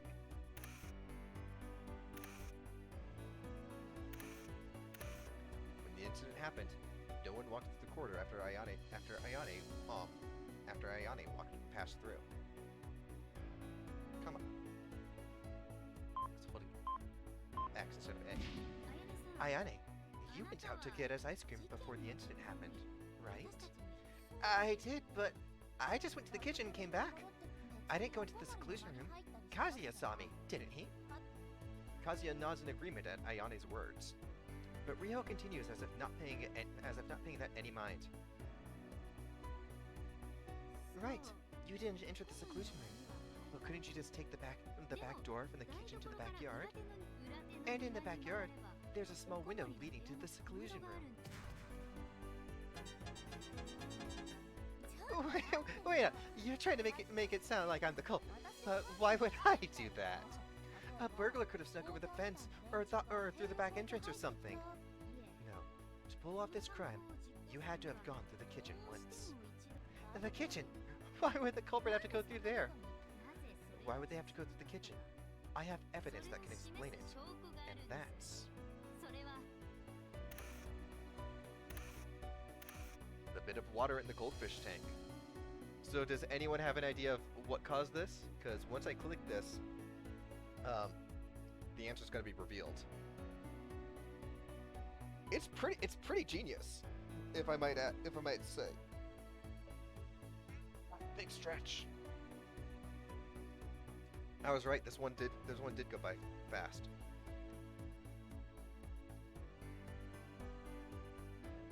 All right. So here's the solution.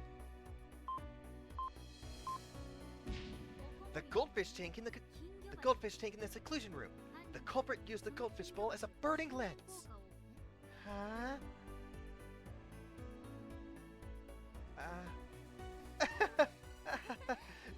Hilarious. Hilarious? Well, yeah, it's hilarious. I mean, was there any water in the goldfish tank? It can't function as a burning lens without any water, right?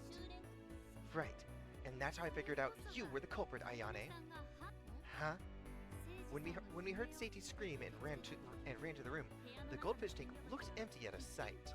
But when we checked later, there was a bit of water at the bottom of the tank. What the hell? Maybe you just saw wrong.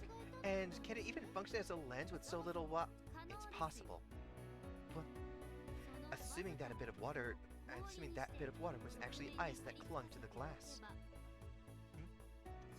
There was actually a TV show that tried and successfully used ice as a lens to start fire. I might be wrong. I'm pretty sure they're referencing Mythbusters here. In other words, an ice lens could have been used to burn off that string set on the crossbow. How would you even make a lens of ice? That show used a board to polish the ice into a lens's shape, but it's even simpler if you use the goldfish tank's shape. First, you take the bowl, put a bit of water into it, and put it in the fridge while it's tilted. And then you put some water on the other side and freeze it the same way. This gives the impression that there's no water in the tank. And you can probably use anti-fog spray or natural detergent to make sure no water droplets on the surface to make sure there are no water droplets on the surface of the ice. As time passes by, the ice melts, leaving only a bit of water in the tank. It was set up so that if one were to check after the crime, it wouldn't be able to tell if burning lens was used.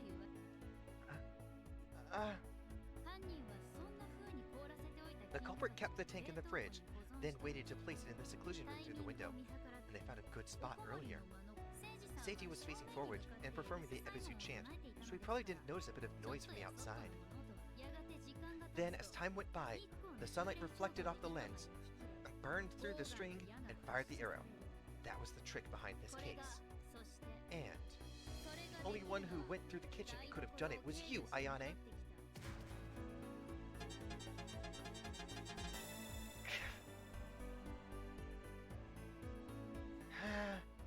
Guess this is the end of the line.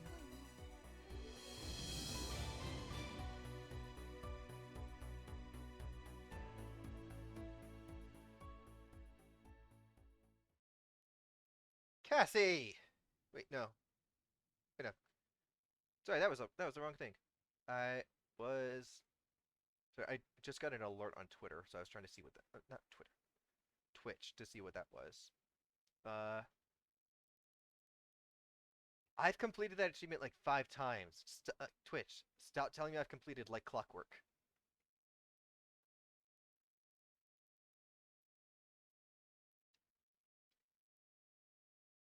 Ayane's expression completely changes, and she shrugs, as if a weight has been taken off her shoulders. Right, you got it. Right, you got it all right. I did it.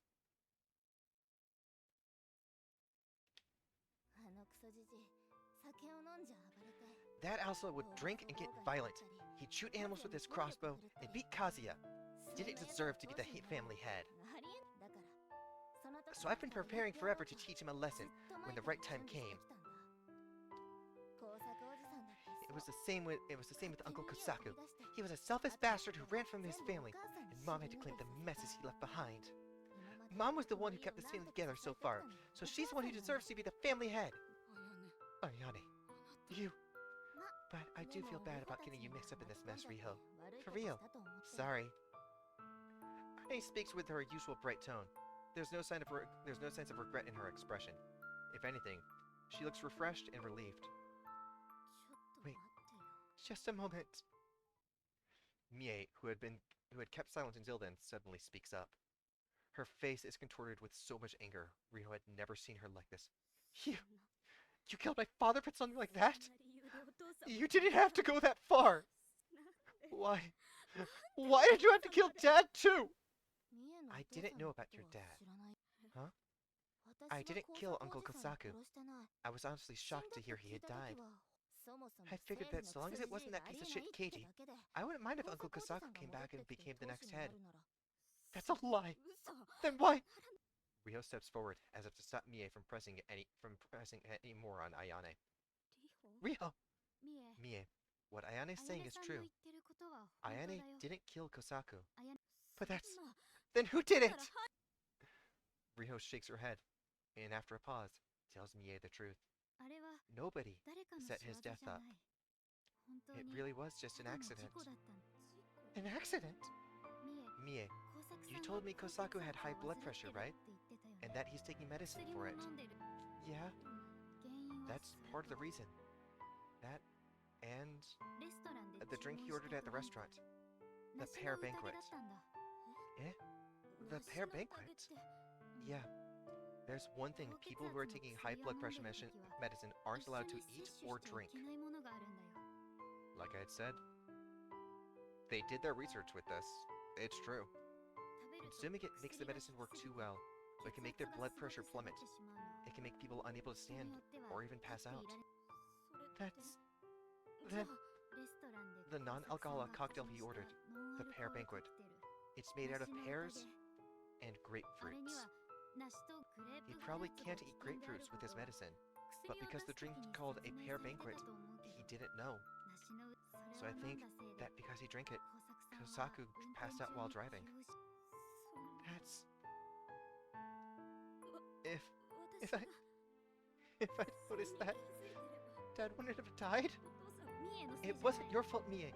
It really was just an unfortunate coincidence. But...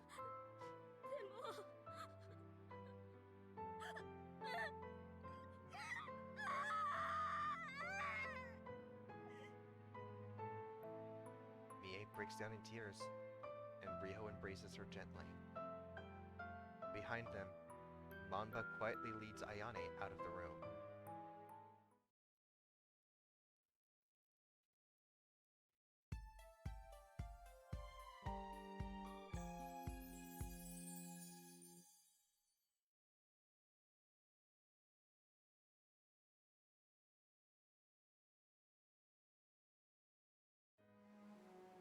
The next day, Riho, who had solved everything, is exploring the banks of Lake Shinji with Manabe. So, in the end, you realized it in the middle of the investigation, that Kosaku was... Yeah, I'm sorry. I figured it would shock Mie. Even back then, I wasn't sure if I should tell her up until the very last moment. You did good. Manabe gently pats Riho on the head. Losing a loved one so suddenly is tragic. The fact that there wasn't a culprit meant Mie doesn't have to keep holding a grudge against anyone. In a way, I think you saved her. You think? I hope so. I'm sure of it. You're so nice today, Manabe. That's rude. I'm always nice, so long as you don't start spouting out weird puns. Well, I guess I can't fix that habit. My god. Manabe sighs in exasperation and turns her camcorder at Riho. Now, give us a one-liner to wrap this up, star actress. Well... Let's go. 3, 2...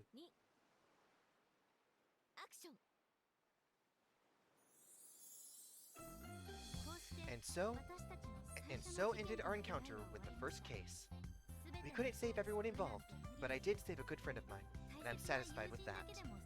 Let's meet again, this time in the land of Iwami. Alright, that was passable. Ah, you're back to being strict Manabe again. But with that, this is Strep Streams, signing off. Thanks for stopping by.